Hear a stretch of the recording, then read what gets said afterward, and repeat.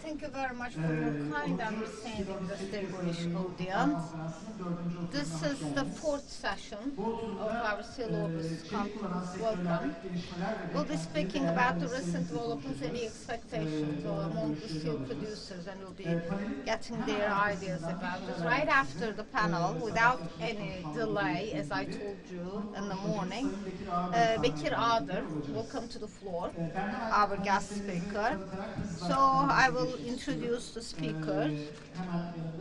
And Nazmi Durbakayım,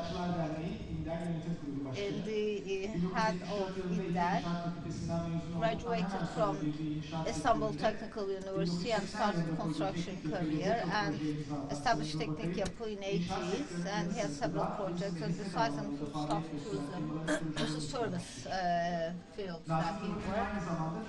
He's at the same time for the Turkish Contractors Union and Association, and also member to the Real Estate Properties Association. We have Kerem Çakır from Çelik, Kerem Çelik, CEO, 1994 graduated from Bosphorus University, mechanical engineer, for MBA at Koç University.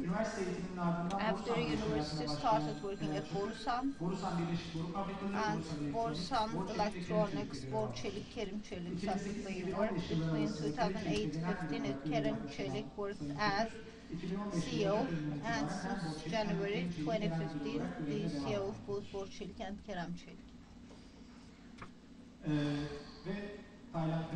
Taylan Karagül, and from Borusan, Mannesmann. Taylan Karagül graduated from Middlesex University Economics Department at London Institute, had the MBA on European Studies, started career in 1995 as the financial auditor. Between 1995 and 1997, EAC consultant he worked. Between 2008 and 10 at İçtaş, worked at different positions. Until 2012, again worked as marketing director at Erdemir.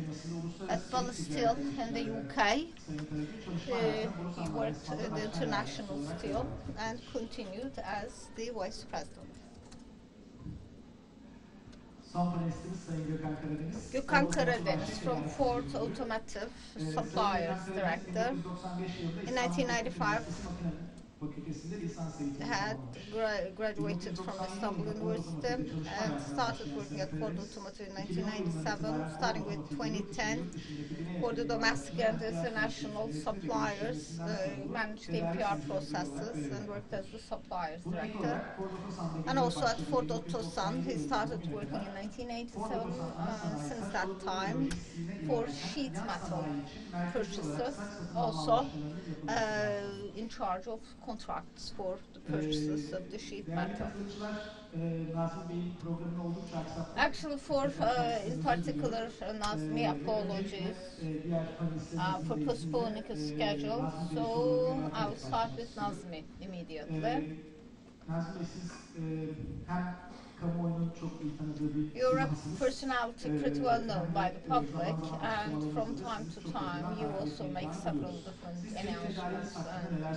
What would you say about your own supply of steel? What are the problems that you experience? I mean, because the contractors are facing some steel price increases and they complain about this. And I'm wondering what are the fair grounds from your side?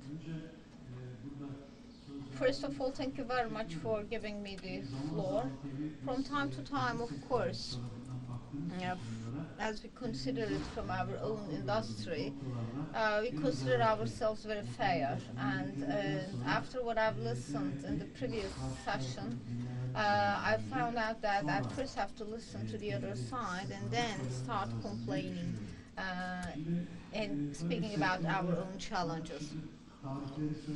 Of course, especially when people mention about the dates of graduation, it was 40 years ago that I started my career, and what was the case at that time for the steel industry and what is the case now, considering the full side of the glass as the construction industry, I would say, I would like to thank to iron and steel producers, because once you start the construction, the iron, steel bars and all you are supposed to use, you have to perform certain tests, and then we could use it at the construction site, because of course it is important to use the proper aggregate and also the reinforcements. They all have to be proper. And of course the quality of iron production was very varying at that time, and some of those were not favorable for use. I remember, for example, from the rolling mill, the iron is taken and put on the truck, and then they were pouring water on it to turn it into steel, and because it was so hot. And think about it, and not possible to use such an iron bar in the construction. But now we actually can use steel at the level of Oxford. Especially, that's what I can say. For example, especially for steel meshes, nobody knew about that. But of course, we have always, for example, been the pioneer in terms of using, for example, wire meshes. As you all know, as a society, we like skyscrapers, and we're building them. And for example, even people like to have floors equal to the plate number of their own provinces. Of course, you have to make it steel, of steel mesh, and we're still focusing on reinforced concrete, but that's not the case. Reinforced concrete is easy. It is something that you know. Steel is not so easy to supply it, and especially the profile for steel is actually not produced at the level demanded. So we don't know about steel. Our workers, our team, our engineers, if the steel that you can use is at a reasonable price, once you do it, we'll have more number of constructions with steel, and therefore, rather than all these reinforced concrete buildings, we actually will have some steel construction. That's our expectations from the industry. Other than this, what we know is that the steel industry is dependent on growth, and also dependent on the domestic market. You're also doing export, and you also supply products to the domestic market. From time to time, when the export is good, we have challenges at the domestic market, and when there are problems in the export, then you concentrate on the domestic market. But in the products, I mean, the input is by 12%. I am speaking about the share and then the cost. But as it is paid in cash, of course, it is almost 15% how you perceive the cost. And if, for example, I mean, we cannot have the products as we supply and as marketed to us with the other materials. It also should be very similar to other materials that we use, because we do our sales at a certain policy. Until recently, we actually had a high profit margin, and it was okay. But now, so as to have stability in the market and to keep it live, we're all compromising from the profit margin, and the only tool that we have only is to make a good production, and at the same time to make a good negotiation, and therefore have some good contracts for supply. And for iron and steel, as I told you, the input is by 12-14%. So the iron industry, I believe, should provide us with some privileges. I don't know. That's what we expect from you, because we're the driving force, the industry is the construction, and we have actually sacrificed enough. And therefore, it is not possible for us to do without each other. Construction is the driving force in the Turkish economy. That's all I can say.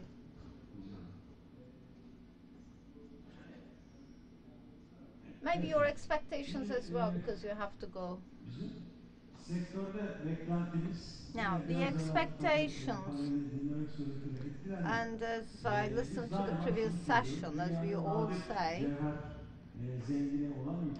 we are just one of the rare countries in the world rich in ore, and especially ingot and scrap. is actually the raw material, or is actually something that is much easier to produce with the arc furnaces now. So it's a type of manufacturing from ingot steel and from scrap. Of course, the cost is maybe lower, but when it is ore-based and if we have the raw material and the energy policy is a state issue, I would say. I don't know, maybe it would be nice to be much more stable in pricing, I would say. And in each and every material, we always can have the chance for import. Once, for example, we cannot find it, it is possible to actually reduce them down with the tool of import. Especially in the last 1.5 to 2 years, the construction industry, I would say, is not at a very accelerated pace. We have the urban transformation, which is a must, and especially for sales to foreigners, we expect the geometrical increase. And once this is the case, the problem experienced in reinforced concrete would also be the case in iron and steel, so we have to take necessary measures. We should not resort to import. With some domestic production, we should be able to do so. And especially employment is also very important, you know, quite a large share in wooden employment, and so as to prevent any unemployment in Turkey, the construction industry should be kept live. And on the top of this, I also would say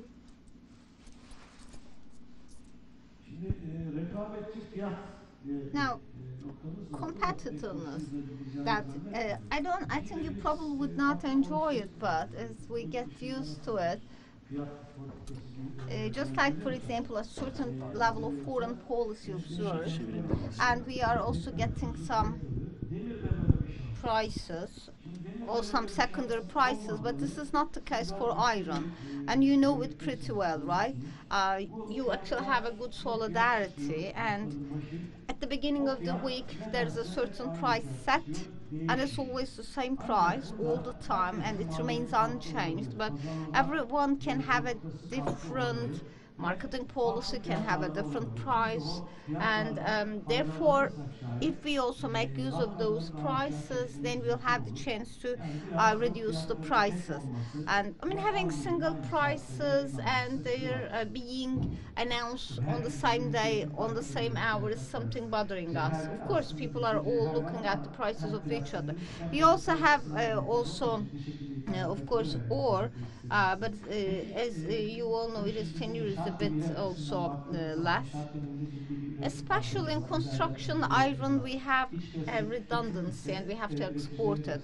And the domestic consumption is also something very critical for our producers, as the same for steel producers. It's the domestic market that we focus on. For 2016, do you have any projections of consumption? As I told you previously, around 60% of what actually should be. If next year all the data is to be correct, we are already over the elections. The election season is over, so we have to mind our own business now. And I believe that almost two-folds of the consumption already existing, it will not be mistaken. So a couple of million tons of an increase in consumption. That's what we hope. I mean, we should use the materials so we can produce products and we can sell. The urban transformation, do you think we have to focus on it as a fact? Yes, of course. I mean, urban transformation by now is not even has started, I would say, actually, because the urban transformation law had some loopholes, and the new government, I believe, the very first thing that they would do is to actually cover for these loopholes and make them more functional, and especially we have the seismic risk and in the country, so probably all these building stocks should be renewed immediately. Of course, also you will take your own share with the urban transformation, and it will create a certain level of dynamism. And I believe that we have to make the urban transformation something much better. Sales of the houses to the foreigners would also increase and give more depth to the industry, I suppose, because there are some different demands and some new projects would come up. As you all know, there's the finance center. This actually will bring a lot of expectations and new construction around here. And also in Anatolia, we have quite a dynamism. There are certain centers that would be the case. And when you bring them all together, I would say, since 2004, things have changed a lot. And I believe that it is actually in a horizontal, a stable one, I would say, but I think this would be a year that would double, I believe, 2016. So, Thailand, what would you say about pipe? Because you are one of the major pipe makers in Turkey. Maybe about Nazım's comment, a couple of additional things I would like to share with you. Of course, expectations, competitive prices, all these issues for the producers of the manufacturing industry. So as to be competitive, you have to have a predictable future. So planning capability is something critical to us, especially for construction, I would say. There's actually a sudden demand or a sudden cut in demand. So it's much more speculative, I would say, and so it has an effect on our daily planning, and also it causes some problem for our future planning. That's number one, I can say, especially looking at our domestic market customers. The second thing is that, of course, everyone should focus on her own business, but we cannot do the financing of these types of projects as the manufacturers, as the producers. From time to time, while you purchase a product, you also may have to finance it. In particular, it is also something to do with the slowing down and the acceleration in the constructions. I think the financial infrastructure is also something that matters. So we also have our own restrictions, I would say. So that's actually something good to mention mutually. Okay, thank you for those comments. So again, for sheet metal, especially the pipe producers, very important for sheet metal as an important buyer, especially with the new investments. It has actually increased a lot, and especially maybe there is a reduction in capacity utilization, but I really would like to take your comment about this, especially with regards sheet metal.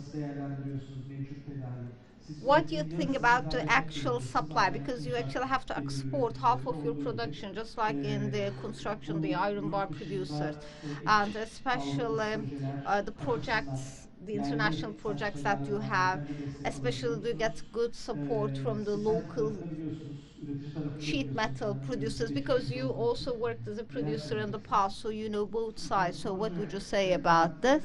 The project segment should be considered separately. Generally speaking, and I say generally speaking in brackets, when analyzing an issue, we are mostly making generalizations. And in the project segment, we have been concentrating our attention on the power sector, and we are also providing services to the pipeline sector, where the standards are increasing every other day because of the needs for economic uh, considerations and capacity. Therefore, the standards for the steel pipes are also rising, as a result of which the standards of steel production have to also rise. Pipelines are really expensive projects that are done by taking a huge risk. Therefore, supplying metal sheets and producing them as an output pipelines and bringing it into the chain of the pipelines, delivering on site, is really a long cycle. And at the end of that long cycle, the natural gas or the oil eventually will need to be delivered to consumption points without any leakage. Of course, it's really a sensitive project that we are working for. There are really limited number of steel producers who will be eligible for producing such high standard steel, and we might again be willing to work in cooperation with local suppliers. It is our biggest motivation to work with local suppliers, with many reasons, of course. Financially speaking, in terms of utilization of the operating cost, I think, and operating capital, I think it's really a big advantage for us to work with local suppliers. Leave aside the long-lasting relations we've been holding with local suppliers. Therefore, ease of working is really making a huge difference. Supplying items from abroad means building new relations, delivering items on site by shipment, which needs to have a high stocking, and keeping stock here in huge items, referring them and delivering them to the site are functionally higher risks. And of course, we want to work in a better functionality, but unfortunately, it's not always possible for technical reasons. Gökhan, if I may, I'd like to continue with you. Of course, speaking for the steel industry, automotive and automotive by industry are really important, because the steel industry do provide a significant level of input to these sectors. Considering the capacity and the producers, do you think that the sector has been experiencing positive developments in meeting their needs? Automotive and automotive by industry and steel industry is a tripartite relationship. What do you think are the needs for improvement? First, I would like to clarify that I've had a bad flu for the last couple of days. I really have a difficulty in speaking. I'm sorry for my voice.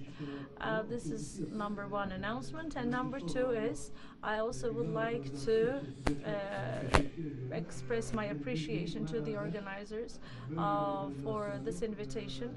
This event is unique, and to my knowledge, it's the only one of its examples. Therefore, I would like to congratulate everyone having contributed to the organization. Now, turning to your question, we do have many local investments going on. We feel the pride that these local investments are running in parallel. But unfortunately, considering the fact that we are supplying metal sheet, unfortunately, we cannot add new suppliers to our certified list of suppliers.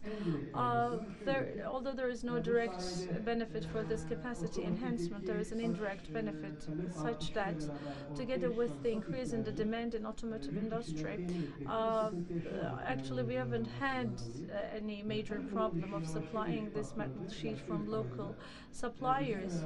But the metal sheet producers are kindly asked to be focused more more on the automotive sector. There are new players in the market, and the new players really contributed to the fact that our needs are being met more sophisticatedly. I would like to give you some brief information about the automotive industry. You know, we've been discussing from the morning session, there is a huge competition in the steel industry, but believe me, automotive is an industry where there is even higher competition. On one side, there is the demand for producing lighter cars with a lower carbon exhaustion, and at the same time, we should build stronger and safer cars that will have high scores from crash tests. And we should make cars that are durable and cheap above all. And in this sector where there is huge competition, we have to calculate everything.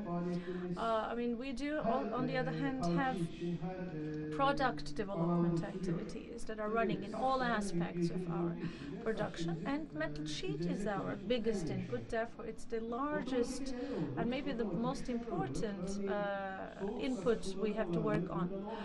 Actually, the ratio of using cold rolled metal sheet was 90%, but now currently we are using corrosion durable, long life aspects with coated metal sheath.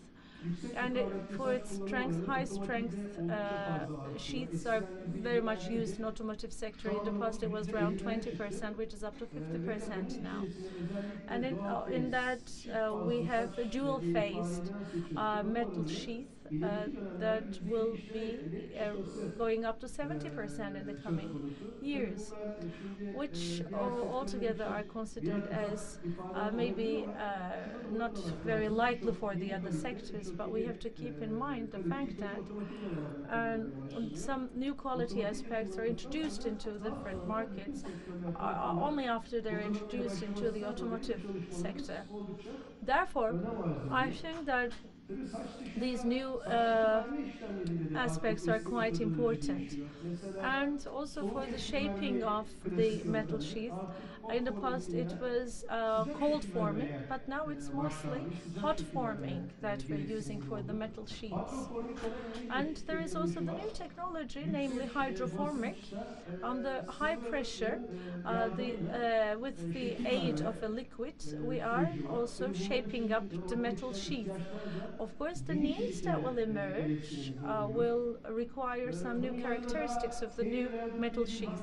Also, we have the tailor welded applications. If you are interested in automotive industry, you would know that bringing together two different types of metal sheets with two different characteristics, you do the welding and pressing, where you will have the chance of using different characteristics of these two different metal sheets. Sandwich metal sheath again is another method that is being applicable around the car for lowering the noise emissions, and that provides a very good insulation for noise. So in a nutshell, we can say that every other day there is a new and a better, highly endurable product coming up in our sector. And inevitably, of course, we're pushing the boundaries of the steel industry, but I have to say that we really have a very good cooperation with our steel producers. We accomplish a lot with them. On one side, we have accomplishments about the steel, but automotive industry is not merely based on the steel. Magnesium-based metal sheath and aluminum-based sheaths are also used for the cars in different aspects. And as an example, I can give the figure that almost by 100%, a Fusel car of Ford being produced in the United States is based on aluminum sheath. Actually, these are the alternative options. Because of the high cost level, they're not fully an alternative for steel yet, but automotive industry will keep looking for good alternatives to steel because of the cost constraints. We have to meet our needs somehow.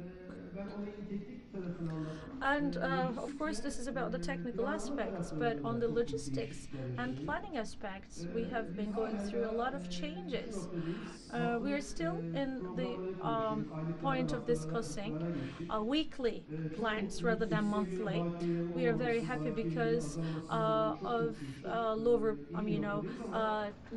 takeovers from the other weeks, but the world is not standing at that position. For instance, the sheath producers are not classically ordered. In Europe, this is not how the main sheath producers are working in Europe. The main sheath producers do have an electronic connection with automotive producers in Europe. Thanks to that link, sheath producers do see 6 month needs of the automotive producers, which are changing every day. Accordingly, they make stocking, production planning, and also inventories, and they make a daily shipment, which is quite different than what we are doing today. I'm sure that we can do that. I'm sure that we'll be at that level because these dual relationships and this positive communication is running between the parties, and the biggest advantage is that we do have a common language and we understand each other with sheath producers. It's really good. Another thing is a unique feature of the automotive industry. Automotive industry has wide sheaths, and we have 1500, 2000, and even some thicknesses are not just being covered by these wide sheets. 2100 millimeter of sheath width we need also, which corresponds to 45% of the in-factory production. In that part, we are directly, dependent on international suppliers. We don't have any alternative locally. But we know that there are some decisions for investing on these products as well. When it happens, our dependency for foreign markets, I think, will decrease. In addition to all of these, of course, demands, producibility, quality, and maintenance, sustainability are other important aspects. At the point of sustainability, particularly, I have to say that we have a project that we have been working on, and by introducing new producers, I think the point that we have hesitations about is a question mark for sustainability. On top of all of this, as you have also said, there is the pressure for the cost, as the situation is the same for the automotive producers. Inevitably, we are putting more pressure on the sheath producers for cost constraints, of course. This is something that is always open to discussion, and it's never us who will be pleased with the prices, the quotations of the sheath producers, and of course, at the end of the day, we are getting in a very good cooperation. And the last point I'd like to make here is, in Turkey, we have reached a tremendous amount of production in the automotive sector. We're at a very good level, but to be at an even better position and to be more ambitious in this sector, localization, I think, is really an important aspect. And this, in that respect, the services that I've been referring to, if they are provided locally, we as Ford Otosan will be there to buy as local as possible, because we believe that our strength lies in our wine industry and local production facilities. As Ford Otosan, this is how we have reached this level, and I do have confidence that we'll do even better with a closer workup with the local suppliers. Thank you. Thank you. It's not just R&D, but new investments that you're expecting, I assume. So that the suppliers in the local market will have a better link to work with, hopefully. Thank you. By the way, Mr. Nazmi, you can just leave anytime you like. Okay, Kerem.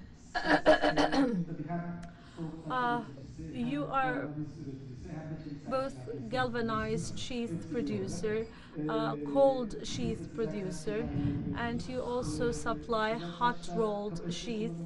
Actually, capacity utilization ratios have tremendously dropped down, as we discussed in the morning session. In cold rolled and galvanized sheath production, what are the problems that you're facing? Do you have a similar position? On the other hand, you have a target customer population. What would you like to say in your relations with that target customers? And about the points that Volkan has raised, what is your opinion? Thank you very much for this conference. It's the 10th anniversary, 10th time that we are getting together. It's a big success to bring all of these different professions together in this conference. Starting with the first question, what is the position in the cold and galvanized sheets? Do you have the similar problems?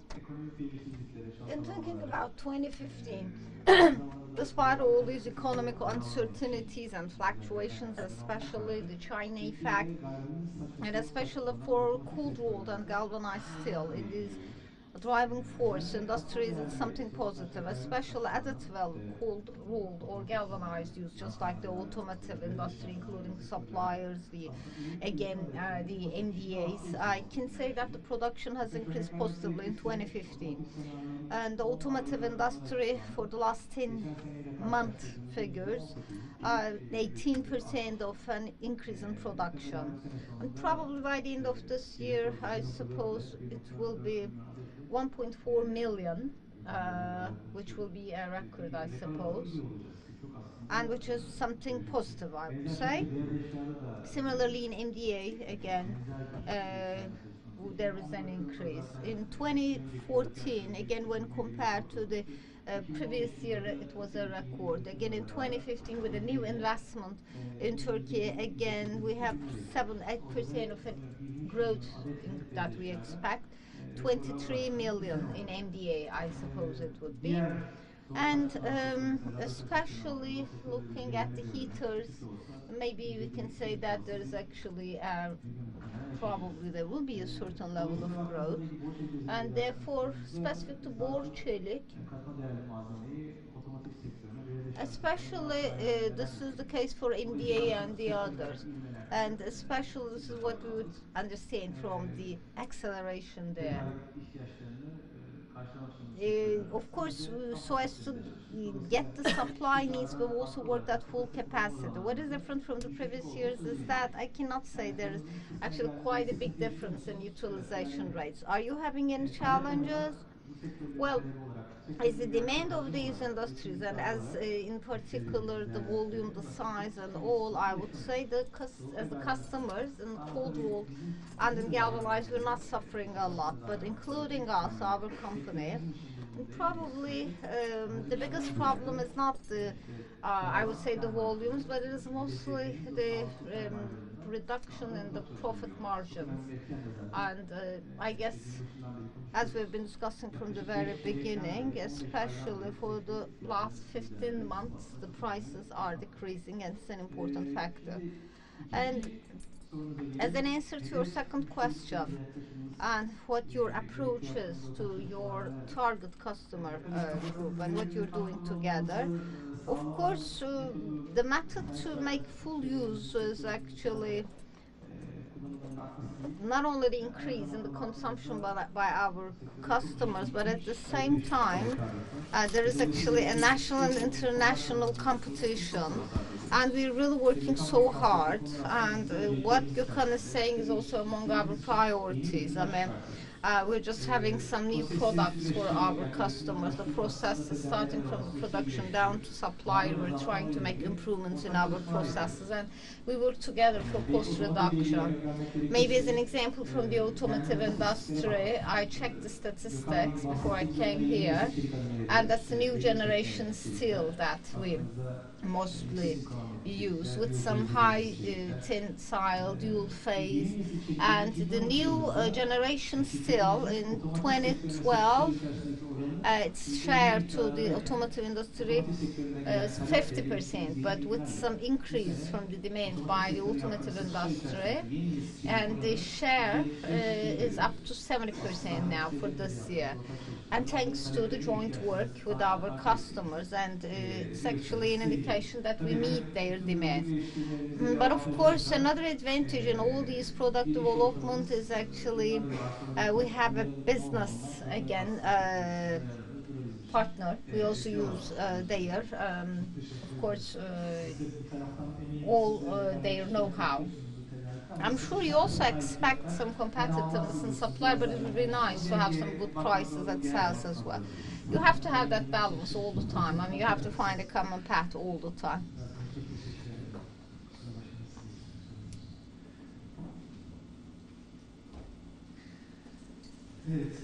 So, back to Taylan. As we also discussed in the previous session about the inward processing regime, that's what I'd like to ask you. You're a pipe maker, and that inward processing regime, how it works. Would you please go through steps? I mean, maybe you can make it in more detail and maybe in simple terms so we can all understand. What are the problems that we experience? You know, something that's been ongoing for a long time, and both sides could be right at certain points, I would say, but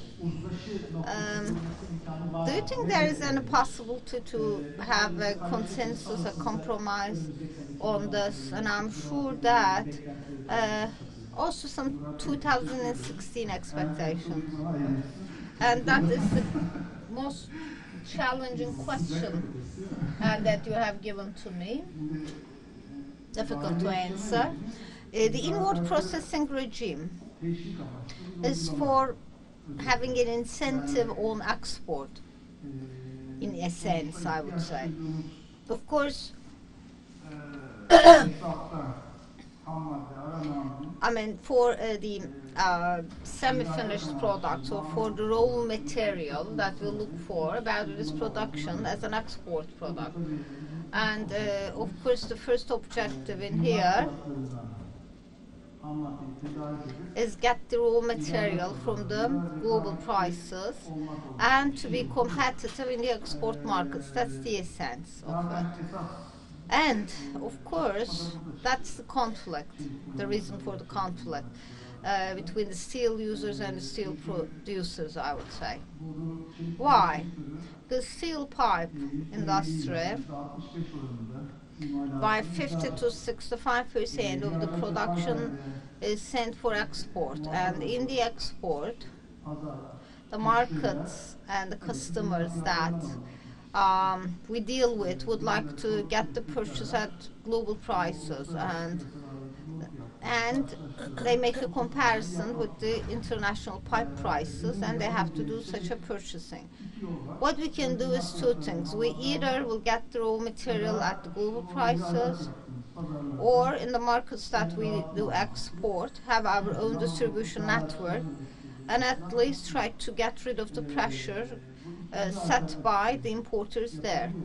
To be able to do the second alternative would take a lot of time, and it also has its own risks, because each and every country, I mean, you have to know about the domestic market of each country, and you have to spend a lot of time, and you have to take those risks.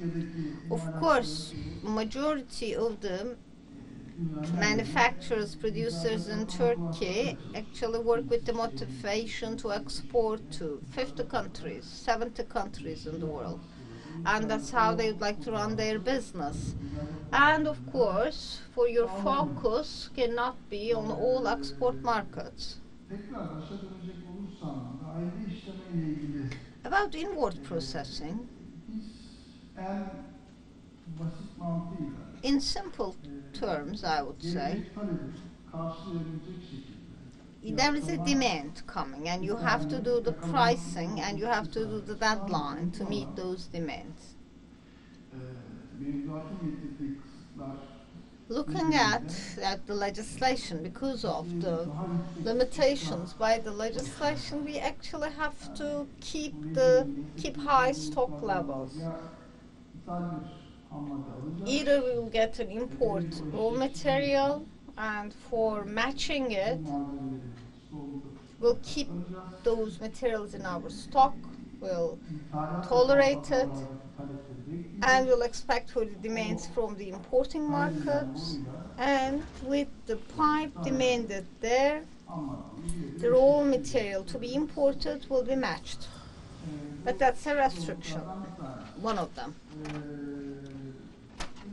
As I told you, normally, this is an advantage brought by a regime, but we would not like to use it. We would prefer supplying it from the domestic market. Of course, it could be maybe a price or a deadline restriction that we might have from the market.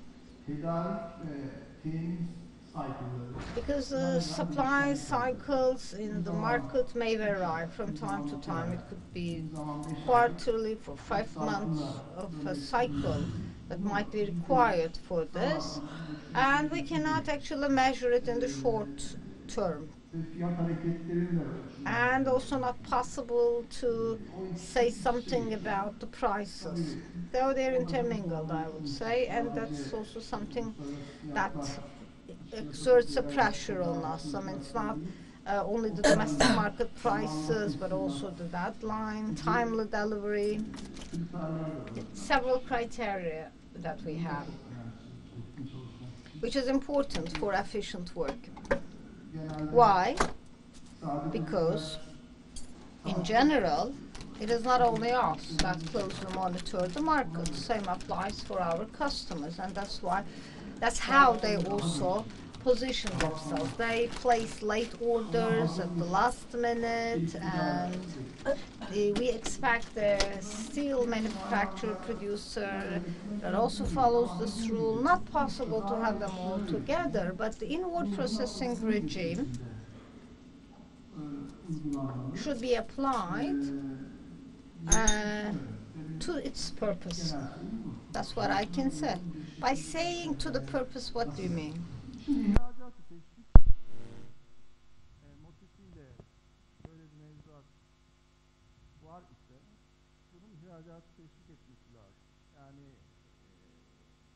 Tarife dışı bir engel gibi ihracatı engelleyici saha uygulamaları varsa burada, bu bence sakınca yaratır.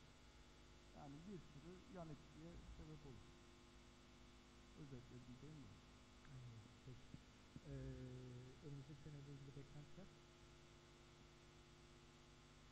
Ben hiçbir zaman çok kötümser olmadım. Yine olmuyorum. Yani sonuçta bu koşullar bizi her zaman zorlayıcı koşullar, ama piyasanın iyi gittiğini düşündüğümüz dönemlerde de çok zorlandık. Tabii ki şu anda karşılaştığımız sıkıntılar daha görünür hale gelen sıkıntılar. Yani bizim bu 3-5 sene önceden de aslında öngördüğümüz, olma ihtimalini yüksek gördüğümüz sıkıntıları şimdi daha içinde yaşıyoruz. Kendi firmam açısından baktığımda ben çok negatif bir bakış açısına sahip değilim. Daha yatay bir piyasa bekliyorum fiyatlama açısından. Ham madde fiyatları evet düşüyor. Yine kendi firmam açısından baktığım zaman özellikle Uzak Doğu, Çin'le rekabette bizim aktif olarak faaliyet gösterdiğimiz pazarlarda Çin'le karşılaşma olasılığımız düşük. Ama şöyle bir gerçek var. Çin'in ham madde tedarik ettiği bazı ülkelerle rekabet halindeyiz. Bunlar bizi zorlayıcı olacaktır. Orada da fiyat dışında iyi bir tedarik zinciri yönetimiyle ayakta kalma yolunu seçeceğiz. Umarım bunu başarırız. Yani şu andaki en önemli. Önceliğimiz bizim operasyondaki etkinliği artırmak olacak önümüzdeki sene. Daha çok ham madde alımı, fiyatlama ve pozisyonlamadan çok operasyonel etkinlikle önümüzdeki o zor seneyi geçirmeyi planlıyoruz. Peki Çin'den tedarik eden ülkelerdeki üreticilerle rekabet etmekte zorlanabileceğimizden bahsettiniz. Bu ülkelerde Çin'e karşı korumacı önlemler gelmeyeceğini mi öngörüyorsunuz? Gelecek olanlar var, gelmeyecek olanlar var. Yani tamamen Çin'i dünya ticaretine kapatmak gibi bir şey söz konusu olmayacak. Çin'in ihracat yaptığı bazı gelişmekte olan ülkeler var. Çelik imalatları daha sınırlı. Fakat çelik tüketen endüstrileri olan bunların önüne geçmek pek kolay değil. Biz sürekli olarak daha kestirme çözümler arıyoruz ama Çin'i dünyadan izole etmek mümkün olmayacaktır. Buna çok dikkat etmek lazım. Yani orada bizim de zorlu bir rekabetimiz olacak. Dediğim gibi o fiyat rekabetiyle birlikte daha etkin, daha hızlı teslimatlarla, tedarikçilerle daha yakın ilişkileriyle bu işin içinden çıkmaya çalışacağız. Yani bu, operasyonel etkinlik, başka bir şey yapamayız yani. Vaat edemiyorum başka. Peki, teşekkür ediyorum. Gökhan Bey, otomotiv sektörü biraz önce Kerem Bey'in de söylediği gibi hakikaten ülkenin en büyük gururlarından bir tanesi. Üretim giderek artıyor, ihracat sürekli artıyor. Sizin tabii çelik sektörü için daha önce de bahsettim, çok büyük önem taşıyor otomotiv sektörü. Sizin önümüzdeki yılla ilgili beklentileriniz, geleceğe bakışınız, neler söylemek istersiniz? Ne gibi umut ışıkları yakmak istersiniz? Her şeyden önce bu sene hakkında bir özet vereyim. Bu sene bizi aslında şaşırtan yurt içi piyasa oldu. Biz yurt dışı ihracatımızla ilgili çok büyük bir sapma yaşamadık ama yurt içi satışlarımızda oldukça iyi bir sene oldu. Bu yalnızca Ford için değil, tüm sektörde aynı şekilde gelişti. Bundan dolayı da bu sene rekorların senesi oldu. Yani Kerem Bey'in belirttiği gibi 1.4 milyona doğru gidiyoruz. Son 12 aya bakarsak 1.3'ü geçtik. Aynı zamanda 1 milyon ihracat hedefine doğru çok az kaldı. Buna yaklaşmış vaziyetteyiz. 1 milyon zaten yurt içi pazar bu sene oluştu. Bunları kabaca belirtiyorum daha sene sonu rakamlarına olduğu için. Son 12 aylık verilere bakarsak 22 milyar dolarlık limiti geçtik. Herhalde sene sonunda 23'ün üzerine zorlarız gibi geliyor. Ben 22 milyarı son 12 ay olarak bakıyorum. Sene sonunda 23 milyar olur diye tahmin ediyorum. Bunlar oldukça güzel bir seneydi bu sene. Ama tabii böyle bir senede, bu kadar belirsizliğin olduğu bir senede böyle yüksek bir performansı hiç kimse beklemiyordu. Açıkçası biz de beklemiyorduk. Tüketicinin orada psikoloji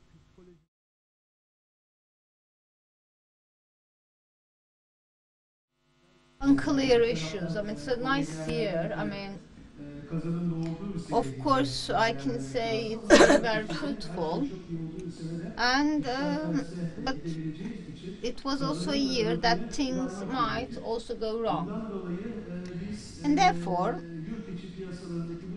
especially, we are concernful about this. But we at least have a stability balance for export, and for the next year it will be higher than the production volume we had for this year, and I guess the export share would be higher, maybe less domestic share but more export share for next year. But this, I don't think there will be a major difference between this year and next year. As I told you, automotive industry is of paramount importance with the main industry, the suppliers, the dealers. We have employment of 450,000 people, and we have several ongoing investments in the automotive industry. New investments and new tools are introduced, and even our capacity, while was 430,000. We've only used 335,000.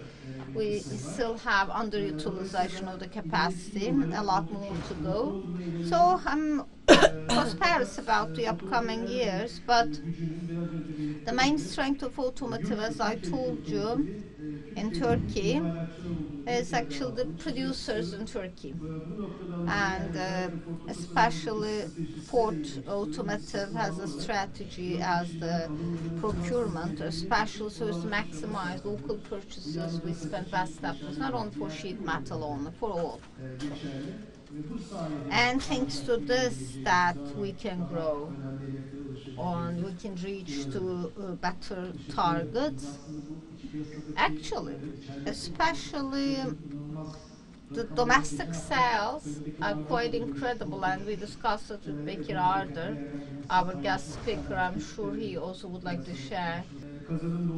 Of course, I can say it's very fruitful, and but it was also a year that things might also go wrong, and therefore,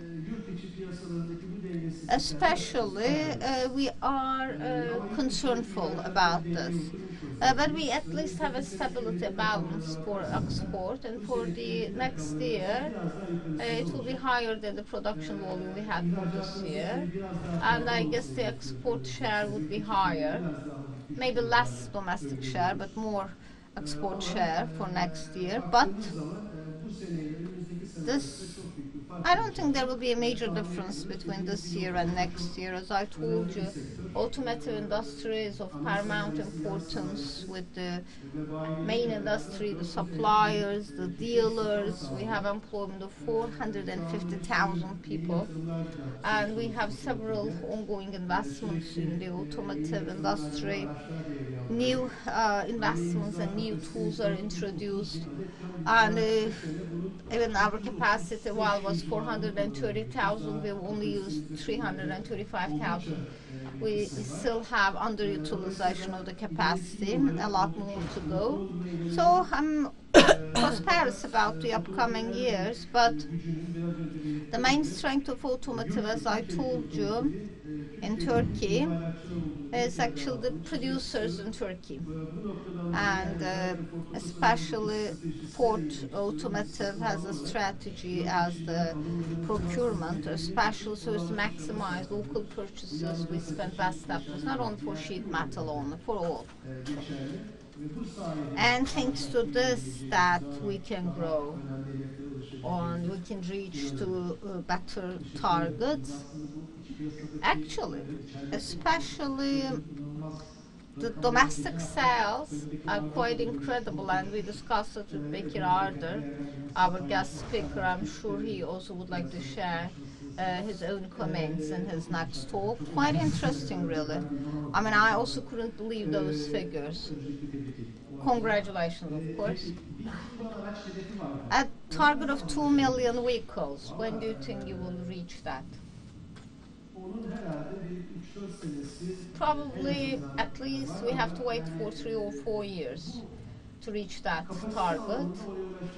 Of course, not a big issue in terms of capacity. What is important is to transform that capacity into production, but there are certain hesitations there.